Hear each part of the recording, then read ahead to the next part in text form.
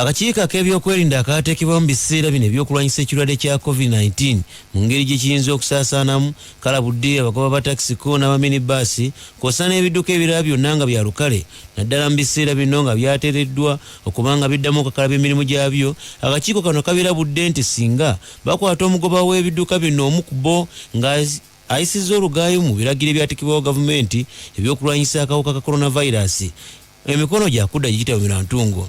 Byogeddwa olunaku olwaleero wali ku Uganda Media Center. Omwogezi w'ekitongole kya Police Fred Enanga n'agamba nti singa omugoba w'emmotoka yenna kamutanda n'akwatibwa nga alina engeri gy'ayisizza ku bimu ku biragiro ebyateekebwawo nga biyisizaamu olugaayo, agenda kuvunaanibwa oba oliawo bibeeko n'engassi ey'amaanyi emuteekebwako.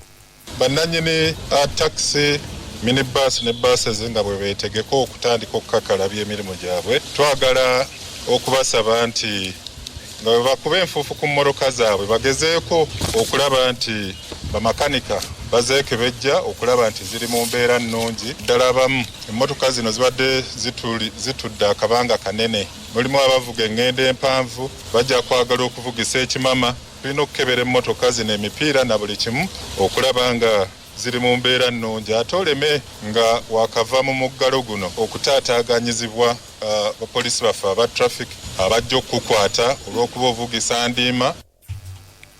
Fred Enanga alabudde abagoba b'emmotoka zino gamba ng'eza takisiko n'ez'olukale endala tisinga kakutanda ng'otisse abantu abasukka mu 7 ko n'abo baalagirwa ekitundutundu ky'olina okutwala ogenda kubanga ovunaanibwa ng'amateeka ga gavumenti bwe galambika obulungi. Agamba nti mu kiseera kino buli muntu alina okugoberera amateeka agaateereddwawo. Omuntu yenna abeera mu mmotoka yonna ey'olukale alina okuba nga atadde kamasiki ku mumwa, gamba akakookolo okulaba nga yeetangira okukwatibwa ekirwadde ekya COVID-19 ko n'okukisaasaanya.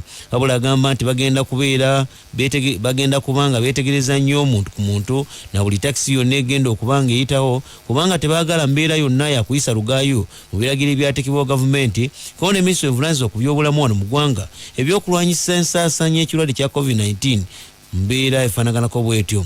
Pulezidenti gye buvuddeko nga yakwogerako eri eggwanga yalambise ng'emmotoka ez'olukale zaakuteebwa era nga zino zaakuddamu okakalabya, era ng'emmotoka yonna egenda kuba ng'etwala kitundutundu ku bantu abo aba bulijjo be babadde nga batwala. Wabula abagoba b'emmotoka zino bo baakusigalamu ko ne bakondakita baakusigala nga bakakalabya emirimu gyabwe mu ngeri y'okuyamba ku basaabaze baabwe. Wawulira bino ng'emmese ezeeyongera buli olukya ezisenguka olw'okweyongera kw'amazzi ku nnyanja Kyoga ziviiddeko abantu abaliraanye ennyanja eno okutandika okukaaba kubanga emmese zino nnyingi ku zo zitandise okuddukira mu nnimiro z'abantu ne zitandika okugwa ekiyiifuyiifu okukira omugole kyagwa ku nkyakya za bba ne zigwa ku mmere okwagala okugimala mu nnimiro. Emmese zino zidduka mu bifo bino olw'okweyongera kw'amazzi gano mu disitulikiti Nakasongola, era nga bino byonna bijire mu kiseera ng'ennyanja ez'enjawulo wano mu Uganda gamba nga Nalubaale, Kyoga, Muttanzigeko n'emigo egy'enjawulo gigenda gyeyongera era ng'amazzi gabimba buli olukya kubanga n'enkuba efudde emba eringa etasalako. Wabula zo emmese ziwangale mu disitulikiti Nakasongola okuliraana ennyanja Kyoga zagenze okulaba nga amazzi gagenda geeyongera gatuuse ne we zisula kozo nti kakati tetujja kulaba nga amazzi gano gatutwala gatweyongereyo. Abatuuze abasinze okukosebwa embeera efaanaganako bweti beebo abawangalya mu gombola y'e Lwampanga ko ne gombola y'e Kalungi, era nga wulira bino bakaaba nga bagamba nti ennimiro zaabwe zisaanyiziddwawo emmese zino kubanga tezikyalina nazo we zisula. Mariam Nabotaka ng'ono ye kansala akiikirira ku LC ey'okutaano ow'eggomba y'e Lwampanga agamba nti mu kiseera kino ebirime by'abantu bingi bisaanyiziddwawo, gamba ng'ebinyoobwa, kasooli, muwogo ko ne lumonde kw'ossa n'ekirime ekya wotameroni, era ng'abantu bangi bayinza okufiirwa ensimbi eziwerako olw'emmese eziri emmere eno. Naye kati zifuukidde ddala nga nkima zijja ne zimenyamenya omusiri gwa kasooli gwonna zirinnya ku kikolo ne zimulya. So bwe buzibu bwe tulina abantu bange mu Kalungi sub county abasinga obungi kubanga ffenna tuli balimi ba kasooli, balimi ba lumonde, tubadde tutemye lumonde twakatandika naye zisala amalagala gonna kwegamba okutwaliza awamu sub county yonna ekosebwa kubanga kiri mu sub county yonna emmese zirya. Ate tulina n'ekizibu eky'obunyonyi nabwo butufuukidde ekizibu ne bw'oba wakasimba busimbi kasooli ng'akyali nsigo munda afuluma era still zikola kizimulya. Tubadde tusaba nga gavumenti etuyambe eveeyo tuyambe emmese oba etufunira ku ddagala kubanga kakati gwe tugenda mu maaso kiraga nti tugenda kubeera mu njala. Abantu baffe jjukira kati tuli mu covid, tubadde twesibidde waka nga tulimye nga tusuubira nti embeera bw'eba eteredde tusobola okufuna akasente, naye kakati tusaba gavumenti etuyambe etudduukirire kubanga mu maaso tetugenda kuba na mmere. Ne zireeta omulimi omulala nga Alex Kizza Kimera ng'ono mulimi ku kyalo Kiyanja ekisanga omugombola ye Lwampanga agamba nti mu kiseera kino yalima acres 2 eza watermelon kw'ossa ne eka eya muwogo kone ya kasooli wabula emmese zino zisaanyizzaawo kyenkana acres zonna era nga julidde obutakwatamu. Kimera agamba nti mu kiseera kino yagezaako n'okugula obutwa okutta emmese zino kyokka abeera yakata zino ne wabawo ekibinja ekire kifubutuka ku nnyanja kyoga eyo ate ne kyoka kisaanyaawo emmere ebeera esigaddemu. Susan Kempaka ngono naye mulimi mu bitundu ebyo agamba nti ye yalima binyoobwa naddala mu ttaka emmese zino zijja ne zitakula agezezzaako okugula eddagala okutta emmese zino naye ate zikyagaanidde ddala. Abamu ku batuuze abakoseddwa embeera efanaganako bweti badduse dda eri disitulikiti ena Kasongola okulaba ng'ebataakiriza ku mbeera eno bali obukiika.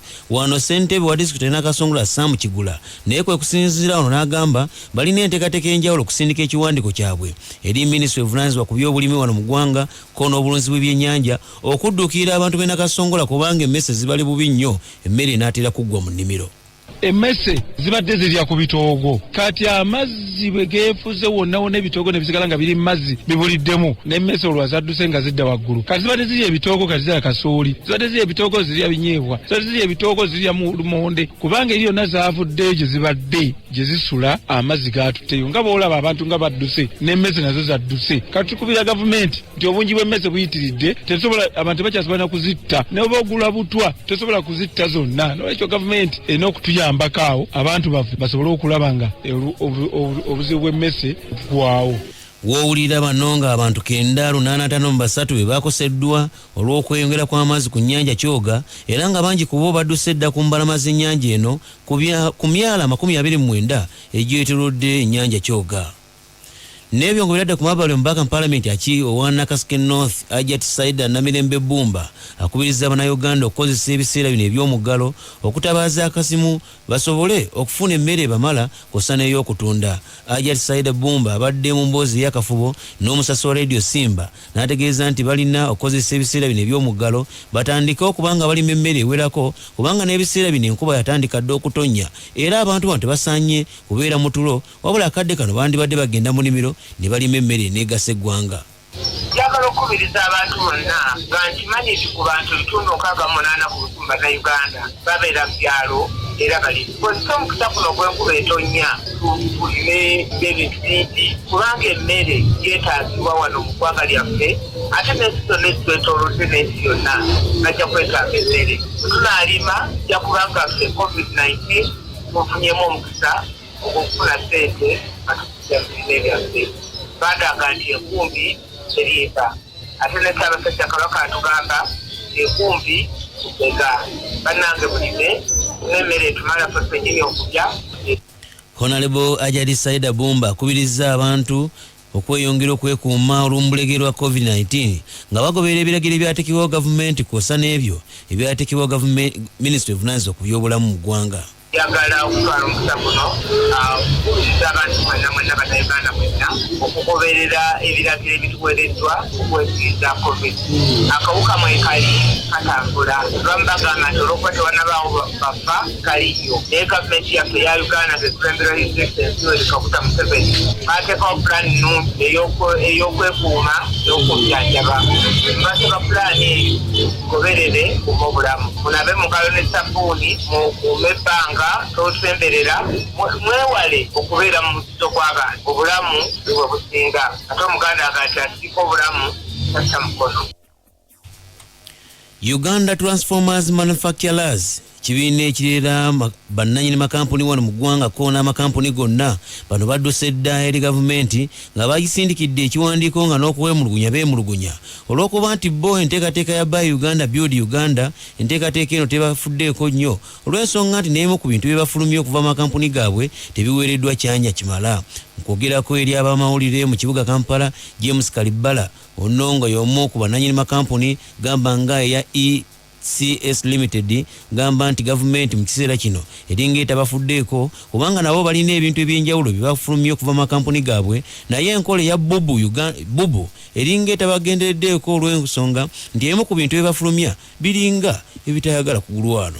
Bannaffe batugulako bwe twansoma butono nnyo bwa busammambiro tebatugulako twasoma zitwala bizinesi zaffe maaso tenda esinga obunene bwe batugjamu tusaana nti bagenda bagula twasoma nga 5 6 kakati waliwo zino kakaaga zibaagala okugula ne tulabika ngaffe tuli bweru tetumanyi lwaki ate n'ekiseera kino kiyitamu ekya COVID-19 kyongedde okulaga nti ensi yandifuddeyo okuba nti erina obusobozi okwekolera ebintu byesinga okwetaaga kubanga bwe mulaba okuleeta ebintu okuva ebweru kukyalina buzibu kati ne tulowooza nti kwesa omukisa guno tugambe bannaffe nti kino lyekkuba ettuufu. Kalibala agamba nti mu kiseera kino gavumenti yandibadde eyingira naddala eri amakolero gano neetunula mu nsonga zaabwe kubanga mu kaseera kano nabo bafulumya ebyuma oba olyayo byandibadde bigasa eggwanga naye ate ebiseera ebisinga gavumenti batunulira kyamuli n'eryoka ate egenda n'egula ate ebintu awalala. Kino kitugamba okufunira abantu baffe emirimu kubanga ffe tuli wano abantu baffe lema kubonaabonera bweru Build Uganda by Uganda yandibadde nti tuzimbe ate tukozese ebintu ebya abantu baffe eyo enkola bweri naye kugissa mu nkola bwe buzibu. Ebintu bya gavumenti birina engula etteeka ya PPDA egamba nti gavumenti oba ejjasi yayo ebitongole byayo babigula ebintu bigoberera amateeka gano akati amateeka we wabeera obuzibu. Nebyo ngo birate ku mabbali kyo ekitebe ekikulu ekya Uganda ekisanga mu ggwanga erya Kataalo owulira bino nga kitandise enteekateeka ey'okuteeka bannayuganda bakonkomalidde mu ggwanga eryo basobola okuba nga bakomezebwa wano ku butaka ate baddemu okakalabya egyabwe nga bulijjo.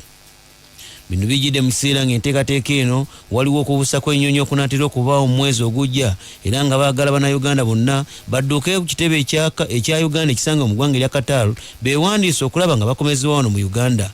Banno balina kwewandiisa nga bayita ku mukutu oguyitibwa doha@mofa.go.ug era nga ano kigambibwa nti oluvannyuma lw'okwewandiisa balina obuvunaanyizibwa obw'okwesasulira nga tiketi egenda okubanga ebatiika ku nnyonyi olwo balyoke bakomezebwa wano mu Uganda. Sinzira ku minisita omubeezi avunaanyizibwa ku nsonga z'ebweru Enro Okello Oryem kakasizza Radio Simba n'agamba nti enteekateeka ez'okuzza bannayuganda ku butaka wano zo zigenda mu maaso era nga enteekateeka zino zinaatera okugibwako engalo.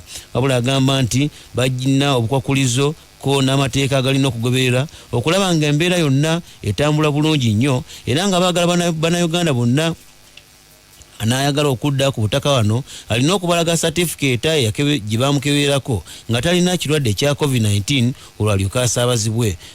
Bawadde amagezi bonna naddala bamaze dda okwewandiisa eri ministry enoko n'ekitebe ekya Uganda ekisanga mu ggwanga erya Kataalo okubeera abakakamu kubanga ennaku z'omwezi ezasooka okuteekebwawo nga 6 Juni ziyinza ate okukyukakyukamu newankubadde nga zikyuse bajja kuba nga bakomezebwawo obudde bwonna. Enguudo ezisoba mu kilomita 2 ze zirimiddwa mu byalo ebikola Nakaseke South Constituency wamu n'endala ziddabiriziddwa ng'omukafuba okutumbula ebyentambula eri abatuuze kw'ossa n'okuyamba ku batuuze bano okusaabaza ebyamaguzi byabwe bye babeera bakungudde okuva mu nnimiro. Enguudo zino ziwumeddwamu omutwe basajja Ssubi Nsereko Charles Kawuma mu Nakatika mu South era nga zino zirimiddwa amagombolola okuli eri Kapeeka Semutoko n'awalala. Nsereko Charles yeebazizza nnyo abakulembeze wamu n'abatuuze okukolaganira wamu naye ko n'abo abalimye enguudo mu nteekateeka yonna okulaba ng'enguudo esinga obungi zijjiddwako engalo. Ekindeese olwaleero kulambula nguudo zetuze tulima emyezi kati kumpi 2 emabega. Mu kiseera kino tulimye kilomita ezisoba mu 200 naye mbadde okuva lwe twaggulawo okulima enguudo zino mbadde sijjanga kulambula. Kati olwaleero kwe kutwala omukisa guno olw'okuba nti baatutaddemu okubeera nti nsobola okujja okulambula enguudo. Luli mbadde sikisobola nebaza abatuuze okubeera nti bakwataganye bulungi nnyo n'abantu bano abali ku zitwakita zino. Nebaza abakulembeze bonna okuva ku byalo paka ku magombolola tutambudde nabo be bagenda basalawo balimyewa bayiseewa abantu abo mbebaza nnyo mwebali ddala kuba eno ntandikwa tutandikidde eno naye ate tulaga sayidi y'enakasi weewaawo nga n'eno tetunamala wasigadde ebitundu nga Kikyusa eriyo enguudo 3 Ekisega n'Emijinje eyo tujja kubeera nga yonna tuyitayo kubanga twakita tukyalinazo ebbanga ttene.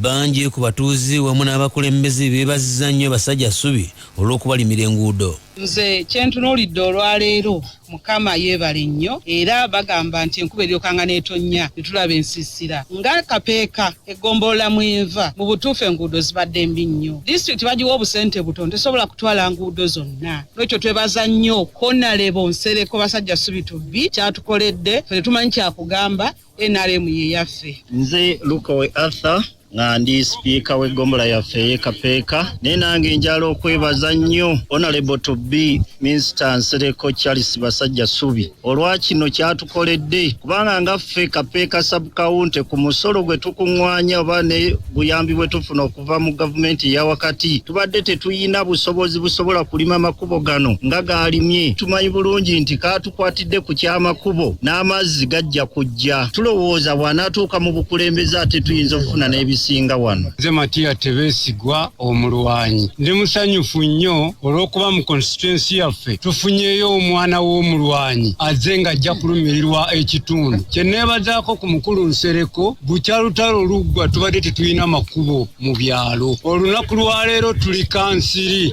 atongozza enguudo okuzirima. N'ebyongo birade ku mabbali ng'ebijaguzo biwerera ddala 10 bweddu bukyanga na mugongo okubanga atandika okugendebwamu okubanga bamulamagamu mu bifo ebibiri okuli eky'Abakatuliki n'eky'aba Anglikani. Wowulira bino ng'enteekateeka zigenda mu maaso era nga nnyingi ku zo zigiddwako engalo mu nteekateeka ez'okujaguza nga bwe giweza emyaka 10 nga bukyanga abajulizi ba Uganda battibwa mu bitundu by'e Namugongo. Abavubuka bano baali 45 era nga battibwa ku biragiro bya Kabaka Mwanga mu mwaka gwa 1898 era kati giweze emyaka 99 nga bangi ku bantu batambuza ebigere okuva mu bitundu by'eggwanga ebyenjawulo. Abantu bava n'ebweru w'eggwanga nga bajjanga buli nnaku z'omwezi 3 Juni wa buli mwaka okujaguza kono okujjukira abajulizi ba Uganda abattibwa mu bitundu by'e Namugongo. Wabula okwawukanako nga bulijjo ekirwadde kya COVID-19 kyayingidde dda mu nsonga zino era nga okujaguza okw'omulundi guno kukyusiddwa nnyo okwawukana ku kujaguza okw'enjawulo kuzinga kubeerawo. Namugongo kye kimu ku bifo ebibeeramu abalambuzi ab'enjawulo bano bava mu bitundu ebyenjawulo. Wabula owulira bino nga geeti zonna eziyingira ebifo balina okulamaga zateekeddwako dda amakufulu nga tebakkiriza muntu n'omu kugendayo olw'ekirwadde kya COVID-19 kyokka newankubadde ng'olunaku olw'enkya lwakujjukirako abajulizi ba Uganda. Wabula olunaku olw'enkya abantu batono nnyo abenzikiriza abagenda okukkirizibwayo era nga bano be bagenda okiikirira bannayuganda bonna ko n'abo abali ebweru w'eggwanga mu kujjukira abajulizi ba Uganda abattibwa mu bitundu by'e Namugongo. Lipoota gyalombozze n'akuŋŋaanya ku byonna ebikwata ku bifo ebyo n'enteekateeka yonna nga bw'eneetambula era tuulo kalire ogiwulirize. Musumba w'essaza ly'e Masaka Silveras Jumba byayogerera mu maaso ga Katikkiro Charles Peter Mayiga ku mbuga enkulu mu Bulange Mengo teyamanya nti entegeka yali ebaliriddwa okuwemmenta obukadde bwa siringi 95 ng'essaza ly'e Masaka lyali lyetegese okukulembera emikolo egy'okujjukira abajulizi b'e Namugongo mu mwaka ogw'2022 nti byali tebijja kutuukirira nga bwe kyategekebwa. Kubanga bwe twagambye nti Namugongo kyekifo kyokka ekyobulambuzi kale tugambe nti obulambuzi obw'eddiini obw'enzikiriza ekikuŋŋaanya abantu abawera miliyoni mu Uganda tuwali kirala. Bwe tukisaako omulaka ekifaananyi kya Uganda omuntu ku lunaku olwo lwokka kibona mu nsi yonna. Ekirwadde COVID-19 zisa byalo bwe kyabaguka gye buvuddeko wano mu Uganda ne kizinya abawerako engera era nga buli ntegeka kumpi kigirinyeemu eggere okulamaga okw'okujjukira abajulizi 45 abattibwa olw'eddiini abajjukirwa ku bigwa by'abajulizi e Namugongo eky'Abakristaayo awamu n'eky'Abakristu. Guno gwe mwaka 2022 lwe giweza emyaka 10 bukyakulamaga kuno kutandika era nga abasosodooti baali batono nnyo abaalamaga olulamaga olwasooka mu 1902 bwe baava e Rubaga okulamaga okutuuka e Namugongo nga ku mulundi guno mu kulamaga kuno abantu bagenda kuba balubatu nga bwe kyali mu 1902. Mu mwaka guno gigenda okubeera emyaka 10 kasookedde okulamaga kw'e Namugongo kutandika. Abajulizi ab'omu Uganda balanga mu lulwo lw'abeesiimi mu mwaka 1902. Dr. Cyprian Kizito Lwanga Ssaabasumba w'essaza ekkulu ery'e Kampala agamba nti si bonna abanaalamaga nga bwe kibeera bulijjo ku kiggwa ky'abajulizi abakristo e Namugongo Bulooli. Abakkiriza bulijjo gye beeyiwa okuva mu Uganda gattako amawanga amalala okuza olunaku luno. Kyokka kati wasirifu olwa COVID-19 anti teri balamazi bonna nga bwe gubeera bulijjo. Ffenna tugende Namugongo okusinziira ku ntereeza eriwo tetukkirizibwa ne kati buli omu asigale nga bwe tubadde tukola kaakati nga bwe tusaba Omukama abeere nga atuyamba okuwonya nawokero ono. Mu kkanisa ya Uganda ku kiggwa ekiri e Nakiyanja embeera y'emu eriyo ng'abantu balondemu abaneetaba mu kusinza okw'okujjukira abajulizi ku mulundi guno. Obulabirizi bwa Ankole, West Ankole, South Ankole ne North Ankole bwe bubadde butegeka okulamaga okw'omulundi guno naye tekisobose. The Most Reverend Dr. Samuel Stephen Kazimba Mugalu, ssaabalabirizi w'ekkanisa ya Uganda, agamba nti waakubaayo abantu batono ddala era yennyini y'agenda okukulemberamu okusinza kuno. Ffe abatono ennyo nze ngenda okukulembera okusinza okwo okubeerayo n'abatono era nga wetubeera wano tujja kubasaba mutege TV zammwe. Monsignor Gerard Kalumba, Vicar General w'essaza ekkulu ery'e Kampala, agamba nti enkola ya sayansi ku luno yegenda okweyambisibwa mu kusinza kwonna okunaaba ku kiggwa ky'abajulizi. N'olwekyo era tujja kulukuza nga bwe tukuza kati sande zonna twandibadde tukuŋŋaana wano ndooza singa wajjudde abantu olwaleero ku sande naye wakalu era y'engeri y'emu gye tujja okukuzaamu olunaku lw'abajulizi. Omusumba Joseph Antonio Zwa ow'essaza ly'Ekiyinda Mityana era nga yakulira olukiiko lw'abepisikoopi mu ggwanga agamba nti COVID ne we yalirangiriddwa nti aweddewo leero era babadde tebakyayinza kutegeka mukolo gwa mulundi guno kubanga kitwala obudde bungi okuteekateeka ate ne kitwala ensimbi nnyingi. Olw'embeera gye tulimu ne bwe tugamba nti olwaleero embeera karantiini aliwo aggiddwawo tetulina budde bumala kati kuteekateeka Namugongo oyo. Abakkiriza bonna baweereddwa amagezi olunaku luno kulukuliza mu maka gaabwe. Fred Enanga ayogerera poliisi ya Uganda agamba nti abakulembeze b'enzikiriza zino baasaba pulezidenti n'abakkiriza kyokka okujaguza kube kwa sayansi bwe bakkaanya. Enanga agamba nti n'abantu abalala bonna tebakkirizibwa kulumba bifo bino naye poliisi egenda kukola ogwayo ogw'okubawa obukuumi. Abakulembeze ku sayidi zombiriri ez'ebiggwa baaweebwa olukusa okubiggwa ebibiri okuba nti tebasussa abantu wakati wa 20 okusabira abajulizi olunaku lw'enkya. Balina abantu be baayise abali accredited naye nga abasinga okusaba okw'omulundi guno bagenda kugoberera ku ntimbe. Ekyo tegenda kubeerawo okulaba nti ekijjukizo eky'omulundi guno kikolebwa mu ngeri y'ekinnasayansi. Namugongo ekifo ekibadde kikuŋŋaanya abalamazi abali mu bukadde n'obukadde ne kijjula okutendereza emizindaalo egyogera ab'okumpi n'ewala ne bawulira eby'obusuubuzi ebikutte wansi ne waggulu okusanyuka okw'engeri ez'enjawulo kaakati katigusa nsolima ke kakirimu. Ku mulundi guno bantu ba lubatu be bagenda okukibeeramu ate nga n'obudde babala bubale.